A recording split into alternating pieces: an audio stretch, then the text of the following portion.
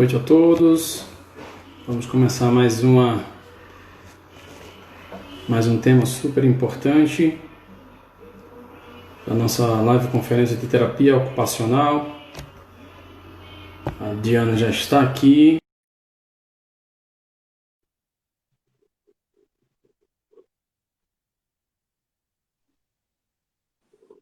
Boa noite. Tá me Olá, ouvindo? eu tô. Tá me ouvindo? Sim, ótimo. Tô aqui. É um prazer estar com você aqui. Muito obrigado pela disponibilidade. Posicionando o celular. Tá, sem problema. Não, vai ficar assim. Pronto. Eu sou o professor Cleiton Danata, sou professor pesquisador pela American Medical Sun. Trabalho com pesquisas com crianças dentro do espectro do autismo há 15 anos. Estou trazendo nessa noite da nossa primeira live conferência de terapia ocupacional a doutora Diana Amar, que é responsável técnica pelo hospital privado, membro do CT de terapia ocupacional em contexto hospitalar, residência em clínica médica HUCFF da Universidade Federal do Rio de Janeiro e mestre em cardiologia pela ESET e Universidade do Rio de Janeiro também, não é isso? É o Universidade Federal do 6. Rio de Janeiro. É tudo FRJ. Ótimo. Ah, perfeito. Vamos trazer o tema dessa noite, a importância na cardiologia, dando continuidade a esse processo de conhecimento desse universo da área de terapia ocupacional em âmbito da saúde em geral. Diana, eu gostaria que você se apresentasse e desse continuidade à nossa palestra, falando um pouquinho sobre esse trabalho e como é que você realiza esse trabalho, que eu achei um tema fantástico, né? Até eu estou um pouco surpreso com alguns temas que apareceram, que Jura? nem eu nem tinha ideia de alguns textos, alguns temas, assim, caramba, a terapia também tem, ocupacional também tem essa área, também trabalha especificamente nessa área. São textos, né? A importância nela na cardiologia, por exemplo, eu não sabia realmente que tinha esse trabalho direcionado pelo terapeuta ocupacional. Está sendo um Não, grande aprendizado para mim que também. bom. Não, e tem bastante coisa e nós somos algumas. Acho que algumas estão entrando aqui na live, né? Que eu até Uhum. depois vou falar um pouquinho também delas. Mas, assim, você estava falando da minha formação, né? E a cardiologia, na verdade, ela acabou caindo de paraquedas na minha vida. Ah, foi? Porque não foi uma coisa assim, não. Quando eu entrei para fazer terapia ocupacional, primeiro, eu até queria a parte de saúde mental, não tinha nada a ver. E É. aí acabou que eu, na faculdade, me apaixonei pela pediatria. E Olha que tudo legal. meu acabava sempre na pediatria, até quando eu não queria. E foi na residência, lá no Hospital do Fundão, que acabou que um dos setores onde eu fui muito bem acolhida, né? Acabei que eu fui descobrindo um trabalho, porque na minha época de faculdade, a gente tinha, na verdade, uma aula de clínica médica, né? A gente tinha fisiologia cardíaca, mas não qual era a importância da terapia ocupacional na cardiologia ou até as áreas de atuação nesse sentido, né? Eram coisas muito específicas. Já tinham TOs que trabalhavam com isso. A Maria Regina está online. Acho que a Andrea também já trabalhava. O Fredi, que está aqui, também está online. Então, elas são as terapeutas ocupacionais lá do Instituto Nacional de Cardiologia, que é um número maravilhoso de TO, que é o meu sonho ter. A gente tem terapeutas ocupacionais na cardiologia lá no AFANE, a Vanessa, elas são no IECAC, né? E acaba que o nosso trabalho não é muito difundido. E ele é super importante. E aí eu fui percebendo isso na residência, né? Quando a gente sai da faculdade, a gente sai muito essa questão dentro da neurologia, né? E aí quando eu vi a cardiologia, para mim ela talvez agora, né? Eu vejo ela para mim como talvez a base até para a gente poder fazer outras coisas, principalmente eu que trabalho em hospital, né? Eu estou em hospital há quase 15 anos. Nossa, Então, sim, se a gente não tiver nenhuma base, principalmente nessa parte de cardiologia, eu penso como é que a gente vai conseguir prescrever uma atividade, né? A gente vê vários pacientes cheios de comorbidade, né? Então, a gente tem que ter uma base e ela é super importante, né? Se o coração para, o coração, para mim, é a base de tudo. Então, assim, foi uma paixão. E aí, nessa época, né, eu já ficava dentro da... Eu comecei já direto na UTI coronariana, né, na UCO, com pacientes da parte coronária quanto da cirurgia cardíaca, né? E ali eu fui aprendendo mesmo, porque graças a Deus eu tive os preceptores médicos que me receberam. No meu primeiro dia, eu lembro que eu ficava um pouco, apesar de eu já trabalhava em UTI, mas geralmente era pediátrica. Nunca tinha atuado numa UTI de adulto. E eu lembro que o médico que me recebeu, que era o chefe da cirurgia cardíaca, ele falou assim, qualquer coisa a gente desliga os monitores, se você for ficar parado olhando. E aí eu fui aprendendo, fui buscando conhecimento, fui convidada pelos médicos para participar das sessões clínicas. Eu acabei acompanhando muitos residentes de cardiologia, né? E que isso me ajudou muito, porque eu fui começando a fazer ambulatório, né? No meio da minha residência, eu já fui convidada para o mestrado, né, pelo orientador, porque eu já fazia um trabalho com pacientes de insuficiência cardíaca, que dali delimitou, né, a dissertação de mestrado e a tese de doutorado. olha que legal. Então, assim, a gente tem um trabalho que, se você for parar para pensar, um paciente cardiopata, não estou falando nem um paciente com infarto, né, que ele fica pouco tempo de internação, mas eu acabei indo para a insuficiência cardíaca porque é o que a gente acaba vendo mais, né? Ele tem às vezes uma internação mais prolongada, ou até esses pacientes vêm muito para a gente para ambulatório, mesmo que às vezes eles cheguem com essa classe funcional não há tempo de internar, né? O NIRA 3, 4, mas eles precisam da nossa ajuda, porque acho que a coisa mais importante do ser humano é manter o maior tempo de qualidade de vida, independência e autonomia, né? Até porque nem todos os infartados morrem, né? Não, As e pessoas, nem... muitas pessoas têm essa ideia ainda, infartou, morreu. Às vezes não, e a continuidade desse processo é fundamental. Não, com certeza. E tá aí, olha só, se você for parar para pensar que a terapia ocupacional, ela abrange a parte cognitiva da saúde mental e funcional, um paciente com qualquer questão, até cardíaca, isso foi a minha tese de mestrado, eu consegui ver que todos os pacientes com insuficiência cardíaca, eles apresentavam um déficit cognitivo. Então, na verdade, eu já tento fazer um trabalho de prevenção, tá? Nessa parte da saúde, tanto de ergonomia cognitiva, quanto a estimulação cognitiva em si, né?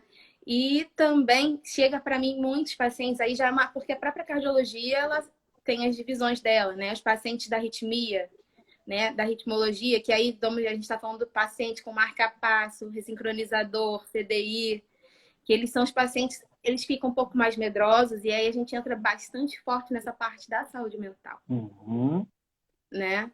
Que às vezes a gente não esquece, assim, meus pacientes quando chegam para mim com CDI, eles falam, tenho medo de tudo, vai que eu tenho um choque na hora que eu estou fazendo alguma coisa. São coisas que às vezes a gente não pensa no nosso dia a dia, né? Só quem passou, né? Oi? Só quem passou por esse risco, né? Com certeza. E aí, e assim, de uma maneira geral, tanto os meus pacientes na insuficiência cardíaca, quanto os meus pacientes que eu atendo muito também de cirurgia cardíaca, a gente tem que pensar, porque na verdade o da cirurgia cardíaca é mais da questão do pós-cirúrgico, né? Que eles têm um tempo diferente para essa parte da reabilitação.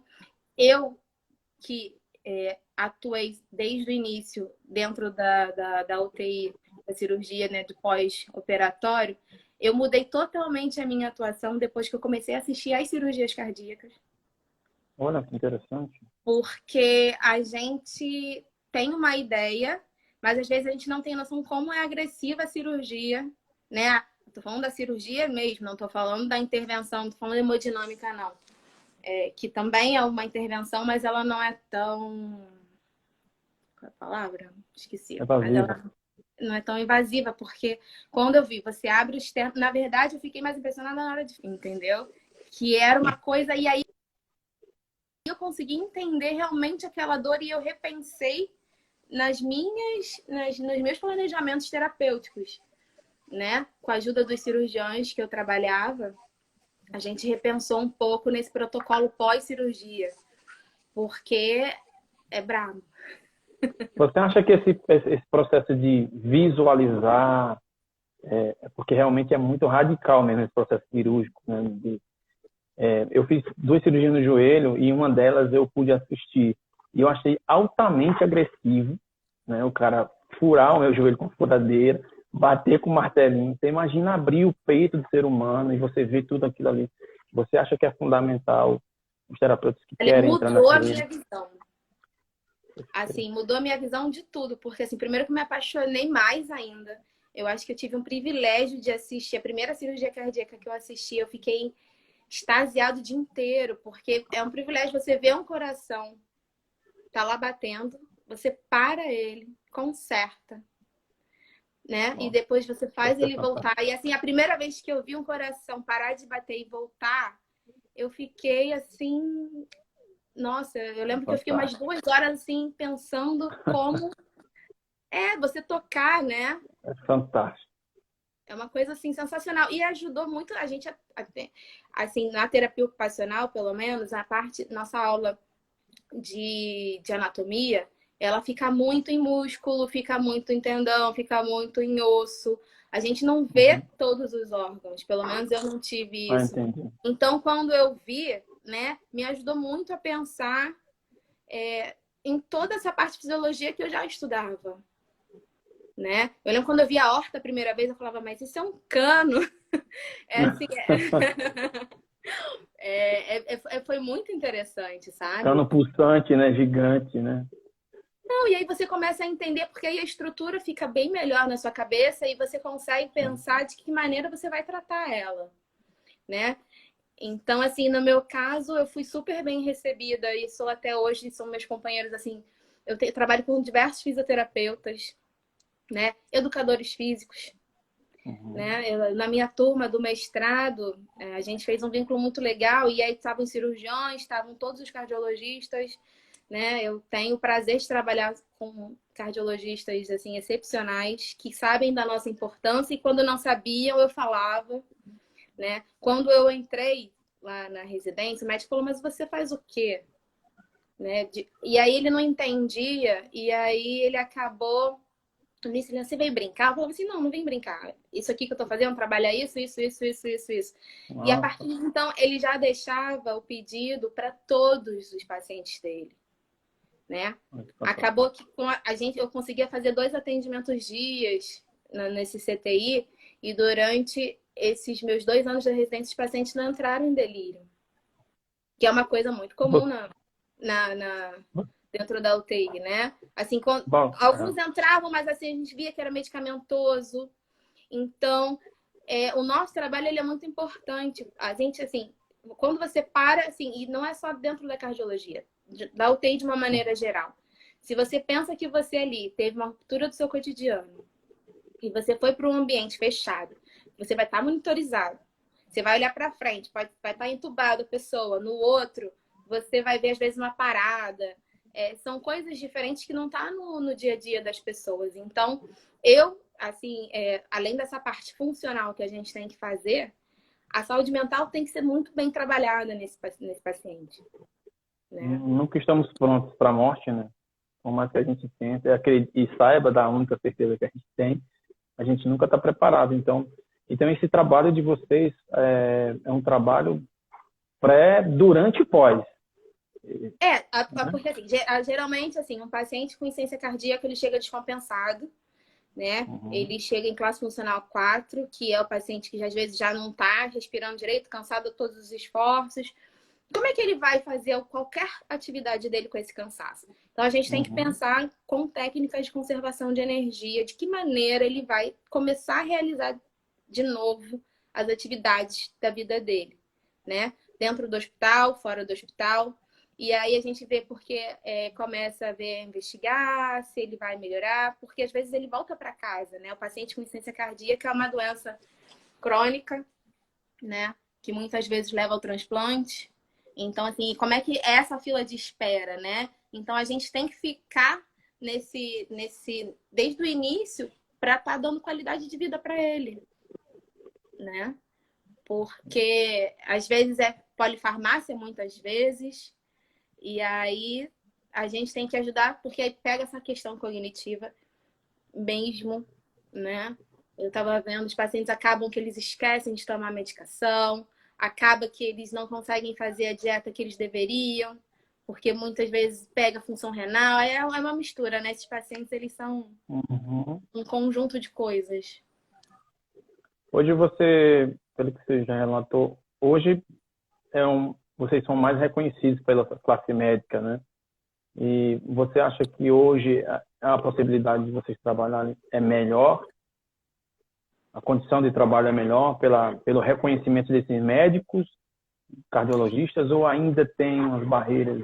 Olha, assim, eu sei que eu sou muito privilegiada de trabalhar com diversos, até porque como eu fiz o meu mestrado e era todas as turmas juntas, mestrado e doutorado, eu conheci muita gente.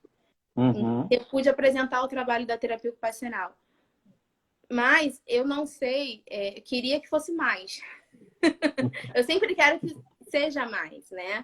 Porque para mim, por exemplo, o trabalho que as meninas fazem no INC é maravilhoso. A Andrea faz um trabalho também com pacientes de transplante, cada uma fica num setor.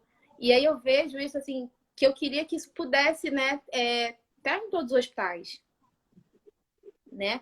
Porque quando você chega lá super cansado, isso não se aplica só à cardiologia, se você for parar para pensar. A nossa atuação na cardiologia ela é muito parecida com paciente DPOC, um paciente agora com H1N1, que eu participei lá da época da pandemia, e agora com a Covid, né? A nossa atuação acaba sendo um pouco parecida nesse sentido, né? Que são pacientes que pegam essa parte respiratória também, né? Cardiopulmonar. Sim. Então, Vocês estão fazendo atendimento direto a essas pessoas do Covid também? Vocês estão no front também, né? eu fiquei 3 meses direto na UTI Covid. Nossa, UTI semi-intensiva. Agora, graças a fantástico. Deus, Que bom. E tá bem, né? Graças a Deus. É muito importante o que você falou. Foi um fato que você falou que eu acho que foi fundamental, que a gente sempre frisa isso nas nossas conferências, é a importância da continuidade dos estudos, né? Porque isso acontece em várias áreas ainda da saúde que são fundamentais. Uma delas é a terapia ocupacional, é a falta de conhecimento dessa área. Alguns profissionais ainda não têm o conhecimento dessa área e eles acabam não tendo a noção da importância desse trabalho, né? Então, não se dá muita importância. Esse da cardiologia mesmo, eu acho que para vocês entrarem nesse sistema, eu acho que foi muito complicado, porque é um nicho muito fechado, né? O processo de olha, cardiologia. eu fiz o meu curso de reabilitação cardíaca, que era uma coisa fechada para educador físico, por exemplo. E aí Uhum. depois a fisioterapia também, e tem alguns TOs trabalhando, né? Então eu acabo pegando e pensando de uma maneira, e assim, na verdade, a gente trabalhando, quando a gente trabalha em equipe, é sempre melhor para o paciente. Né? Então, assim, sempre um ganho muito grande, até porque cada um tem a sua visão, você tem a sua visão como educador físico, eu, minha de terapia ocupacional, o fisioterapeuta, então quando a gente consegue trabalhar em conjunto é muito legal, né? Eu já tive alguns pacientes que eu atendia em casa junto com o fisioterapeuta e ele estava na fila de transplante e ele não precisou mais depois. Nossa atuação, Com as intervenções da terapia. Olha que a gente fantástico isso. conseguiu retirar ele da fila de transplante. Né? Isso a gente já fez já tive uns 3 pacientes que a gente conseguiu retirar da fila de transplante só com essa nossa parte da reabilitação cardíaca, e às vezes a gente fazia em casa.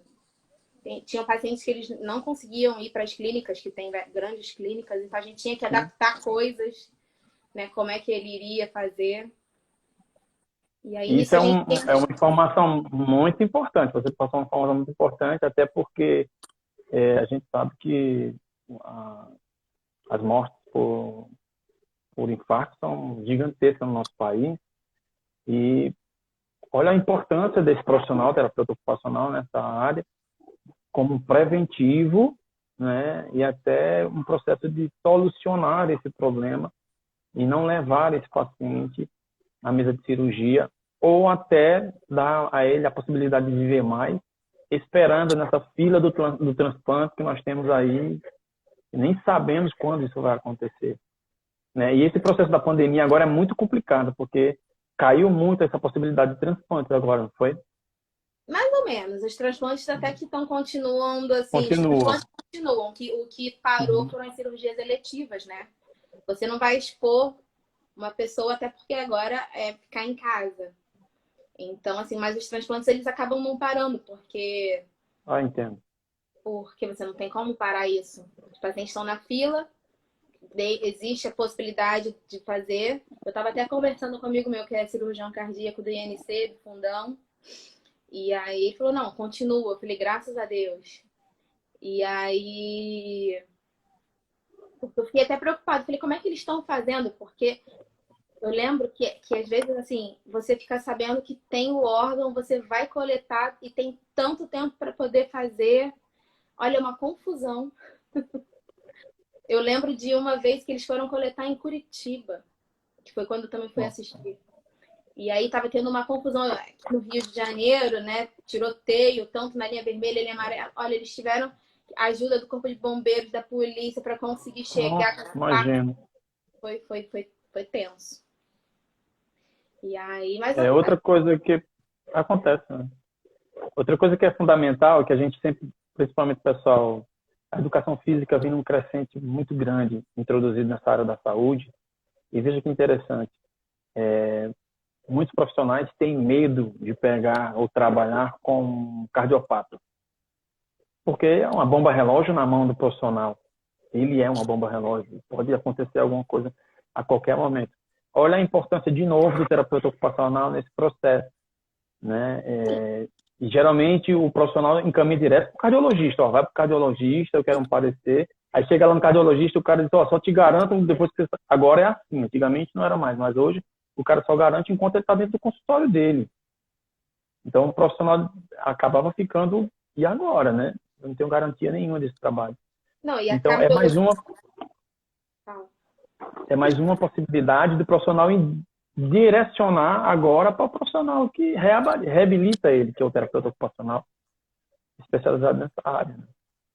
Não, e assim, a gente, né? Por exemplo, eu atuo na emergência também.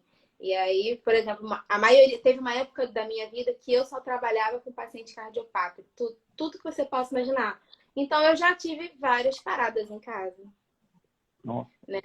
Assim, consegui reverter todas, mas assim, não é uma coisa que você tem que estar preparado, né? Ao mesmo tempo, também o conhecimento, eu já tive pacientes que começaram a fazer arritmia e a gente faz, né, a MED pelo pulso, e aí eu lembro que eu encaminhei ela para o hospital, ela estava fazendo uma FA mesmo, então ela tinha que ser medicada, e aí isso é a experiência, né? Que ajuda muito, porque eu lembro, nunca vou esquecer da minha primeira parada. Eu estava no hospital cercada de médico e eu lembro que eu fiquei assim. Quando eu me deparei com isso em casa, lógico que a primeira também foi tensa, mas depois você acaba criando um pouco mais de bagagem até nessas coisas. E eu comecei Sim. a também acompanhar alguns traumas chegando na emergência dos hospitais que eu trabalhava, que me ajudaram. E aí, fora os cursos, né? O da American Heart, que é o... Esqueci até aquele, o básico, que é o... Esqueci, o BLS. Tanto que teve um médico até que ele falou assim, se você quiser fazer aquele, o ACLS, eu falei, mas eu não posso, eu sou TO, porque esse é aberto só para enfermagem e médico. Uhum. Olha que coisa, né? Mas porque eu sempre acompanhava, estava lá até para saber o que eu tinha que fazer. Minhas pacientes eram muito graves. Eu acabei me especializando em pacientes muito graves. Fantástico. Então, que eu tinha que saber o que eu tinha que fazer em casa. E acabou que eu consegui. Acho que é por isso que eu fiz alguns vínculos com alguns médicos, né? Quando eu falava, olha, não tá legal, tá assim, assim, assim. Aí eles falavam, não, vem pra cá pra emergência, porque tá pegando. Eu fiquei de 2012 a 2017, 17 ou 18 fazendo ambulatório de ciência cardíaca com um dos melhores cardiologistas da área. Então, eu aprendi muito nessa parte clínica, né? Que falta. Então, assim, ele que me ensinou a fazer a escuta pulmonar, a escuta cardíaca, fazer a clínica, né? Porque você, quando você trabalha com esse tipo de paciente, você tem que saber a medicação que esse paciente toma, será que pode dar alguma efeito colateral, né? O BRA, IECA, todas as coisas que eu estou falando. É muita coisa e eles tomam muita medicação. Então, você tem que conhecer o que o seu paciente toma, até para fazer o quadro. O que, que você pode fazer? Que tipo de atividade você pode fazer com o paciente com insuficiência cardíaca, que bota o marca-passo? Será que tem alguma coisa? São essas coisas que eu comecei a pensar e eu fui buscando. Diana, existe algum tipo de avaliação nesse processo de reabilitação cardiológica? Então, na verdade, eu até criei uma, né?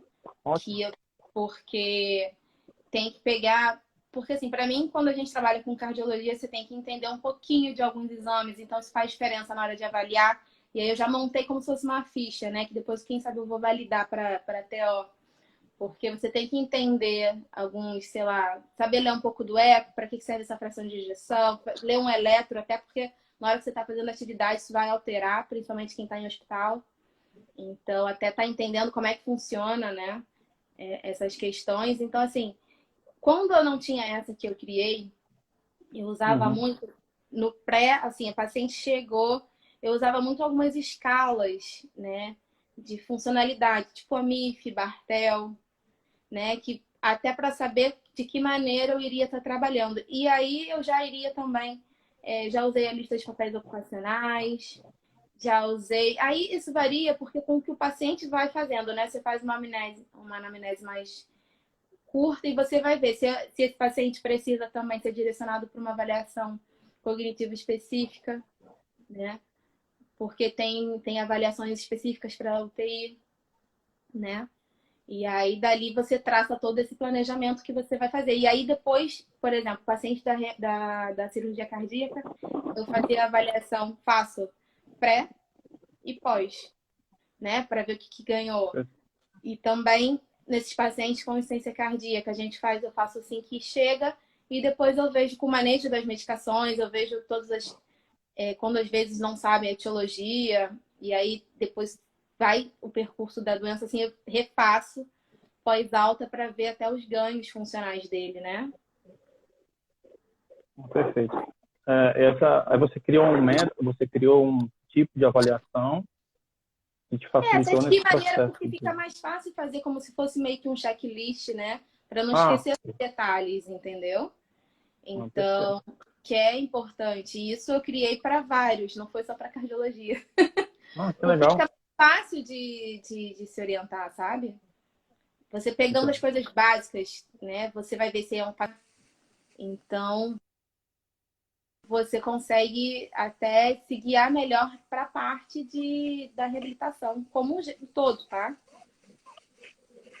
Entendo. Esse processo que você faz de reabilitação, por exemplo, é só uma reabilitação você trabalha na UTI, é isso? É só na UTI ou vocês têm outros trabalhos fora a UTI, um consultório? Esse trabalho pode ser Eu fico na UTI, como é esse processo? intensiva. Então, os atendimentos da terapia ocupacional, né, no hospital, você vê dentro da UTI, você tem a semi-intensiva, você tem as unidades de internação.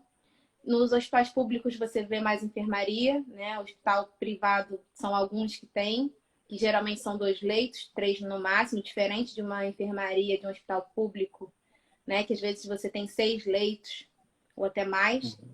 E que todo TO gosta, porque a gente gosta muito de fazer grupo. Em grupo é sempre legal. Não, é legal porque, assim, eu lembro da minha época do fundão, que às vezes eles ficavam frustrados, né? Em relação assim, eu não estou conseguindo ainda levantar a minha mão, fazer as coisas. Então, quando você às vezes faz um atendimento em grupo, eles veem que não é só ele, é todo mundo, né? Então, é bem legal. E assim, aí tem o pós-alta, que aí, dependendo, vai para o ambulatório. ou eu atendo muito em casa, né, na casa dos pacientes, eles preferem, e até porque uns ainda não conseguem sair. Então, às vezes, ao invés de mandar para o consultório, eu atendo na casa, e fica até um pouco mais fácil. E aí, isso seja, olha só, eu tô falando, não, a gente pensa, quando a gente fala de cardiologia, a gente só pensa em adulto e idoso, mas existe muita criança com problemas cardíacos também, Uhum. Você né? também tem esse acompanhamento com crianças? Fala um pouquinho Eu para gente. acabei juntando muitos meus amores, cardiologia e pediatria, e a Porque cardiologia você em si, falou. sim, eu atendo muito, e assim, na verdade as crianças acabam que não vêm só cardiopatas, é cardiopata, nefropata, neuropata, elas vêm com, é um combo. Então o terapeuta ocupacional tem que estar preparado para isso, né? Eu tive uma pacientezinha que veio muito mal, com uma insuficiência cardíaca grave. O coraçãozinho dela, nossa, eu ficava assim, como é que tá ali? A fração de ejeção dela era muito baixa. E aí era tenso, porque ninguém sabia o que ela ia fazer, que ela ia conseguir fazer, porque ela ficava muito cansada. E eu lembro que no final a gente conseguiu botar assim, ela num tanque de areia para brincar, coisas que a gente não achava que ela fosse fazer, né? Era uma criança que acabou também, essa questão da neuropatia, ela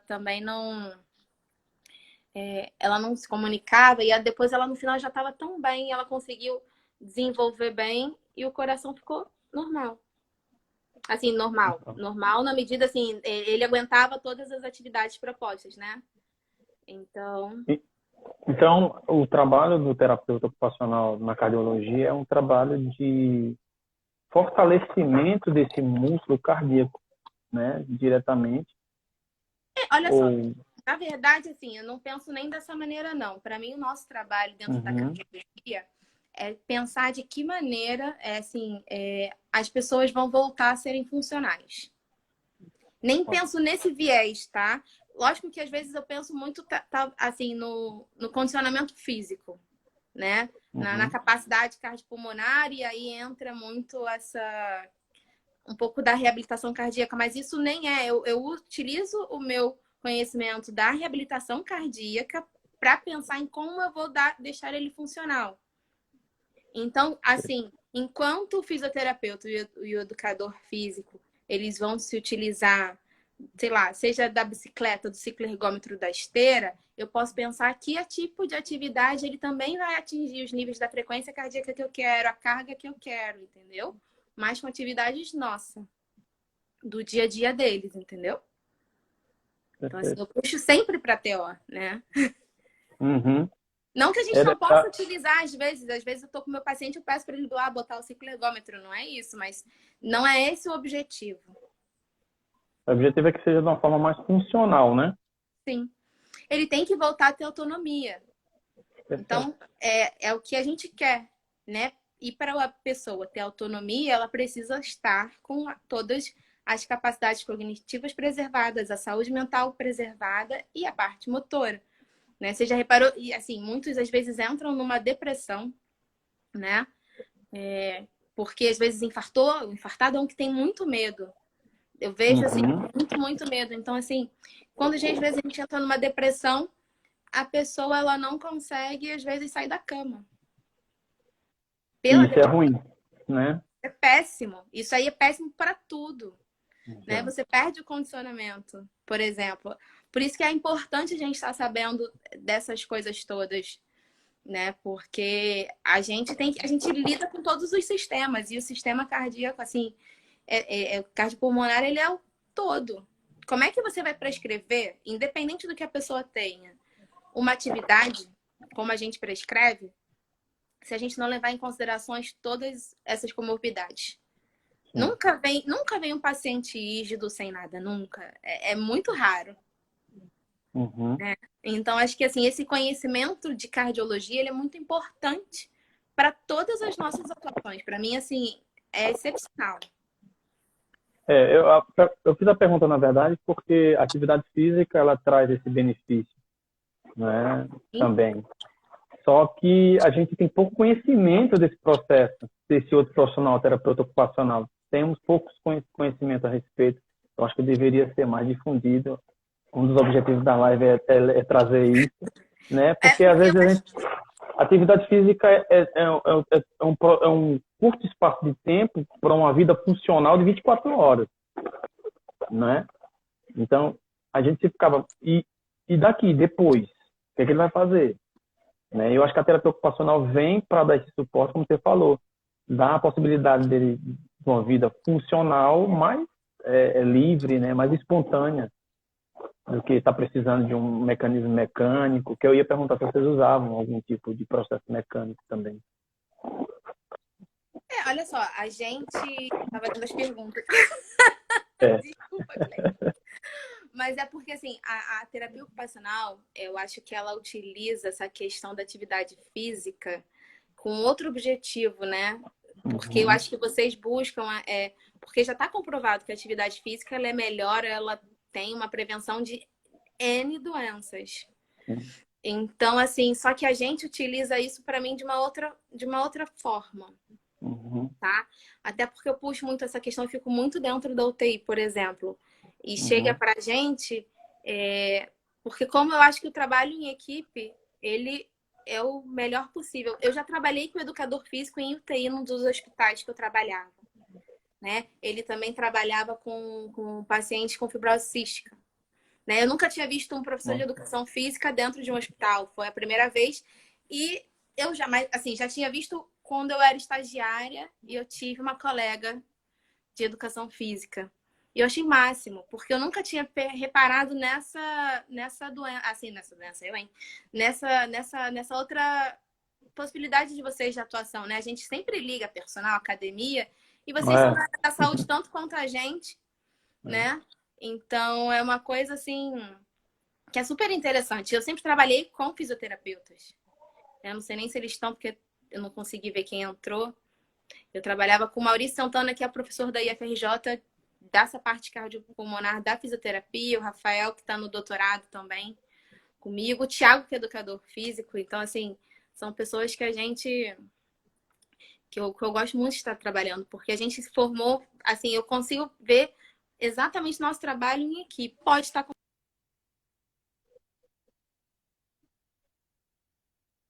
Perfeito. E aí, deixa eu ver. Eu recebi aqui umas perguntas antes da gente começar. Tem um monte de pergunta aqui também. Tem umas que eu tô vendo aqui que são muito específicas, aí essa pessoa vai fazer meu curso. Você tem um curso? Legal. Então, eu acabei, o que acontece? Eu tenho visto muito... Eu recebo sempre muitas dúvidas, todos os dias, de diversos TOs, assim, mas ele é mais voltado para a nossa atuação em UTI, de uma maneira geral. E aí, as perguntas. E aí eu resolvi criar um curso teórico-prático. Infelizmente, essa pandemia acabou que ela adiou por conta dessa parte prática, entendeu?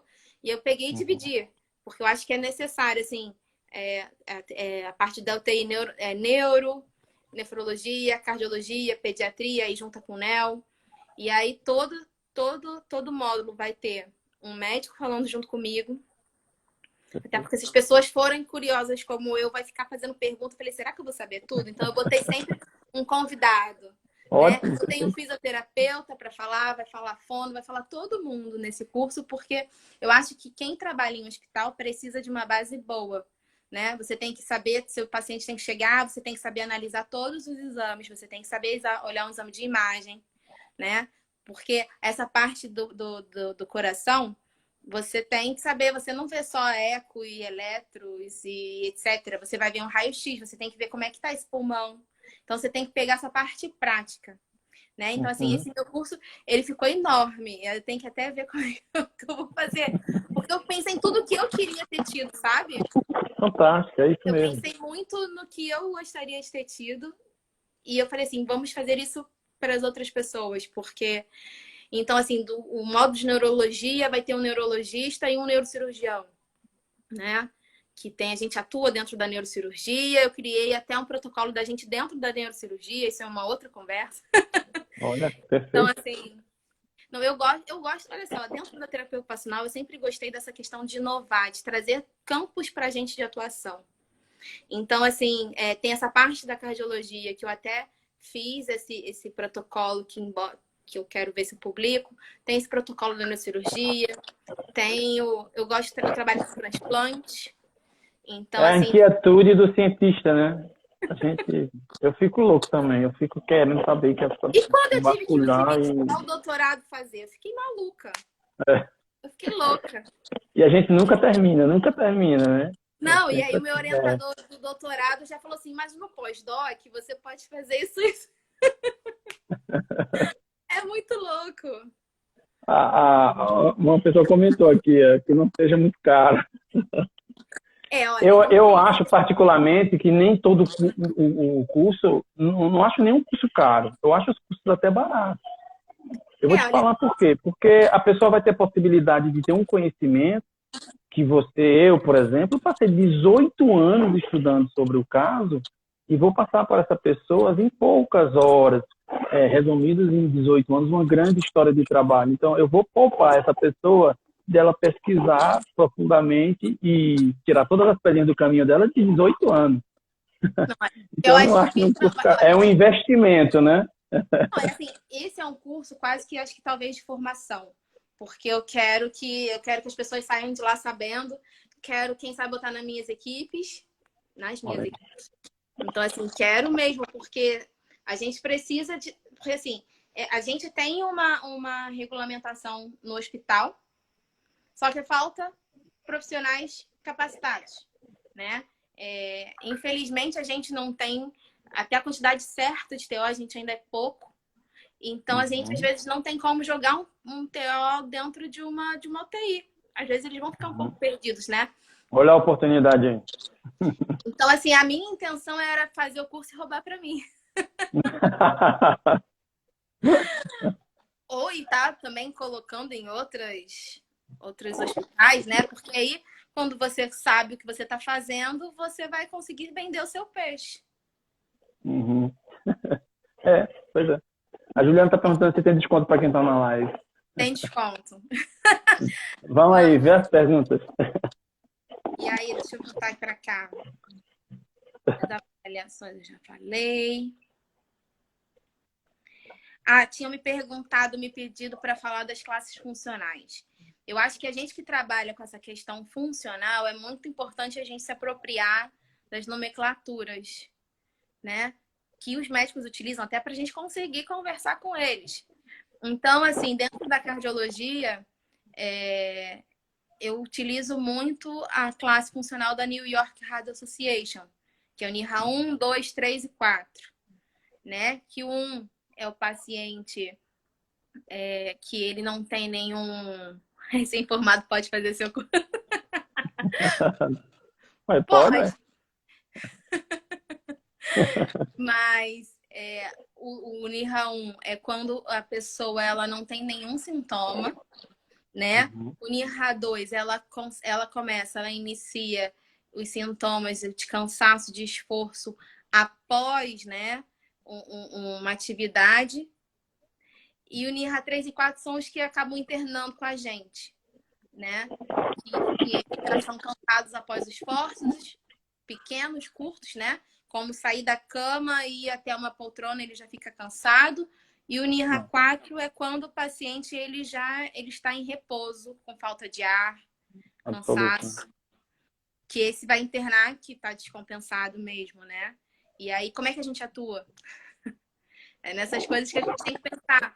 E aí, a gente utiliza essas classes funcionais para estar até medindo, né? Na avaliação, você vê como ele chega para você e como ele sai.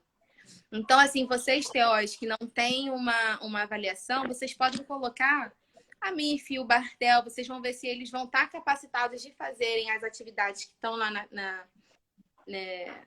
nessa escala, né? Porque essa escala, ele vai ver se a pessoa consegue comer sozinho, se precisa de ajuda, se não precisa, se é muita ajuda. Então, ela te dá uma boa visão, na minha opinião, assim, para como você vai atuar.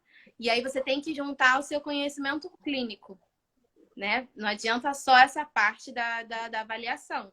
Ele não vai te dar uma base para saber que você vai poder fazer. Você, às vezes, pode saber o que ele vai conseguir fazer, né? Perfeito. Mas se ele vai poder fazer, já é uma outra questão. Porque aí você tem que ver como é que tá o coração dele. Daí a importância de entender os exames, né? Porque aí você vai ver se ele vai estar apto, né? E para ele poder fazer o que você está planejando. E você tem que ver se o coração dele vai conseguir responder o que você quer. E aí é que entra todo o planejamento terapêutico dentro da cardiologia. Não é só avaliação. Existem milhares de avaliações que a gente pode utilizar, né? Eu falei as básicas que ela pode ser um norte e a partir delas você vai fazendo as mais específicas, né? Acho que o mais importante da gente é raciocinar em cada caso, né? Então, assim, não é receita de bolo. Nunca é, né? E aí, deixa eu ver mais aqui. Já falei. Aí falar de medicação, mas isso depois eu. Quem tiver também uma coisa assim. Aqui a gente está tendo uma conversa um pouco mais ampla. Quem tiver coisas mais específicas e que não der tempo de eu tirar, faltam 10 minutinhos para 10 acabar. minutos. Pode me chamar no meu Instagram, que o que eu puder ajudar, né? Vai lá no direct, dá logo um oi para garantir o seu desconto no curso, né? Não, e assim, busquem. Alguém estava na literatura. Eu não achei tantos artigos. A minha tese, a minha dissertação, eu vou ver depois, eu até falo para quem quiser.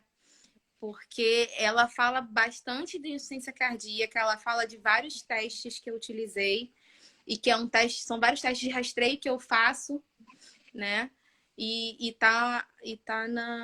Ela fica indexada, eu acho, você consegue acessar. É porque fica um assunto tão complexo de ter uma resolução tão... Porque, às vezes, esses protocolos... vamos procurar um protocolo para me dar essa cobertura.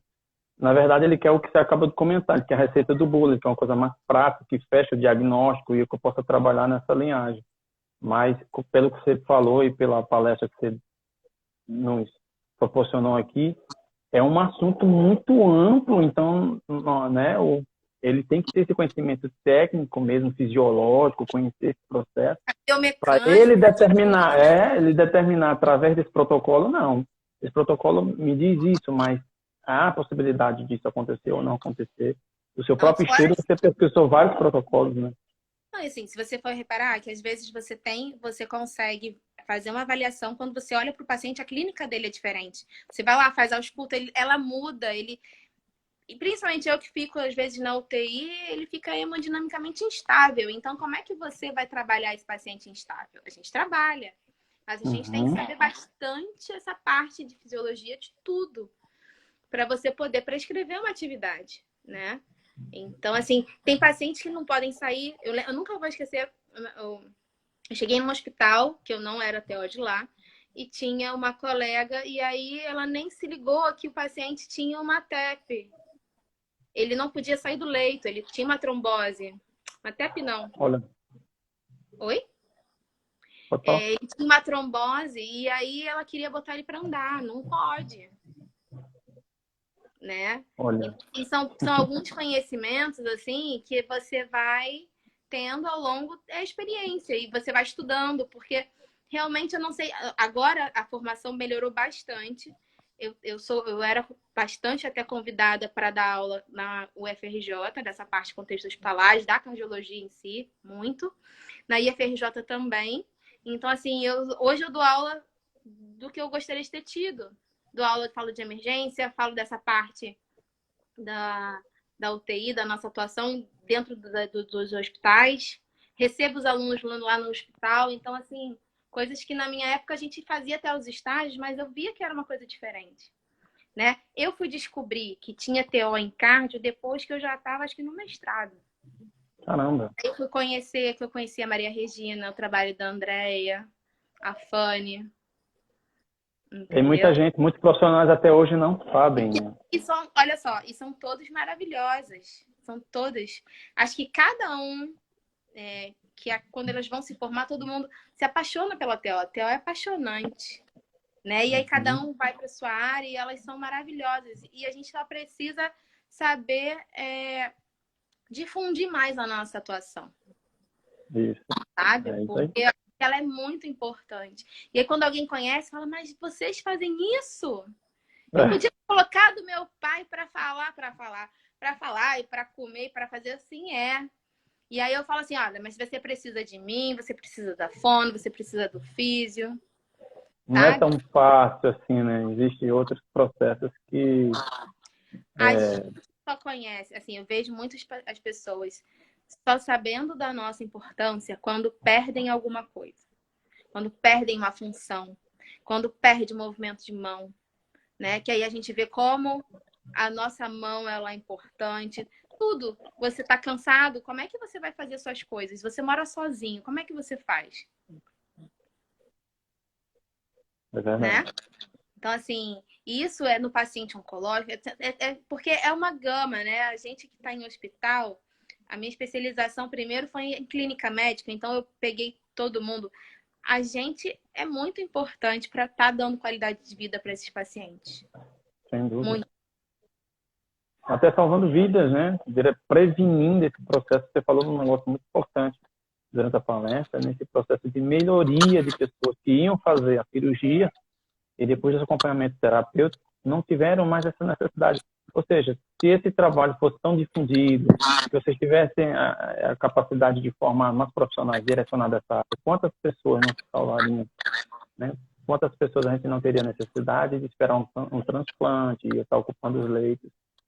É um trabalho fantástico. Esse nosso trabalho dessa parte, assim, eu não fiz nada sozinha. Assim, foi um trabalho junto com a fisioterapia e, em alguns casos, tinha o educador físico, tá? A gente sozinho não é estamos sós, né? Ninguém.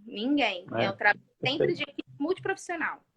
Então, assim, a gente atua na saúde mental em conjunto com a psicologia. A gente atua nessa parte por exemplo, no AVC, lá o paciente com afasia, a gente vai atender junto com a fono, né? Essa parte elas vão fazer a parte da deglutição, da disfagia, e a gente vai posicionar. É sempre um trabalho em equipe, né?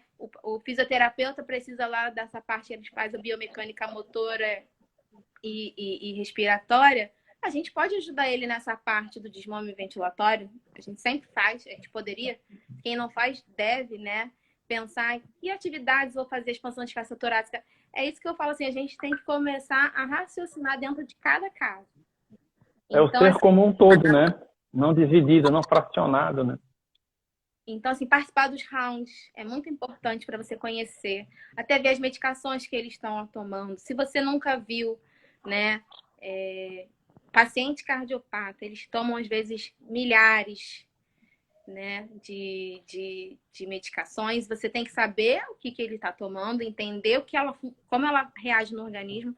Às vezes pode ser outras coisas. Então você tem que saber, ele está tomando BRA, IECA, hidroclorotiazida, nitrata. Aí entra uma carambada assim, de medicações, você tem que saber. Né? Porque às vezes se o paciente passa mal, você pode olhar a prescrição dele. Olha, esse médico te passou isso. Se você sentir isso, né? Então, assim, quanto mais a gente vai indo para esse caminho, a gente vai buscando coisas novas. Então, assim, eu ia estudando e cada vez que eu estudava mais, eu descobria que eu não sabia nada. E aí eu tinha que estudar mais. É sempre assim. É sempre assim. A ciência é isso, né? A ciência não tem definição. Ela sempre vai ter um questionamento, sempre vai ter uma pergunta, sempre vai ter um porquê. E é isso que faz a internet, a ciência ser maravilhosa. A Isabel já está dizendo para nós aqui nos bastidores que nós temos 3 minutos. Diana, foi maravilhoso o papo. Você esclareceu muito a respeito, né? Eu tenho certeza que muitas pessoas agora estão maravilhadas com esse processo da terapia ocupacional. Eu realmente estou muito encantado também por esse processo. É um profissional que eu já indicaria para outras situações. E agora, como eu tenho alunos cardiopatas, inclusive está aí na live, e é um aluno que eu vou indicar para terapeuta com essa especialidade, para trabalhar, nos ajudar também na melhoria de qualidade de vida das pessoas. Né? E eu gostaria muito de agradecer a disponibilidade que você teve de estar aqui conosco. Muito obrigado e que você dê essas suas considerações finais. Queria agradecer o convite da Isabel, de vocês. que é ótimo. Eu adoro falar sobre isso. Se me deixasse, eu falaria aqui a noite inteira. Ah, Eu gosto muito. Sei que às vezes é rápido, uma hora passa rápido, né? passa E rapidíssimo. quem precisar pode ir lá falar comigo no direct, né? O que eu puder ajudar, eu ajudo. O que eu falar, olha, isso aqui precisa, porque às vezes tem que ter algumas outras bases, né? Uhum. Aí, ajuda. Eu estudo a carne, pode estudar. Eu ajudo. Ótimo, ótimo. Então, assim, o que precisar. E queria agradecer por Ok. estar aqui assistindo até essa hora. Não é? Legal, muito bom.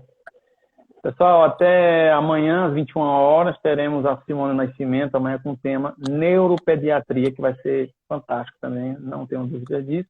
Convido todos vocês a estarem aqui amanhã novamente. Diana, muito obrigado, fica com Deus. Essa live vai ficar salva lá no meu canal, tá? Tchau, boa noite. Beijão, tchau.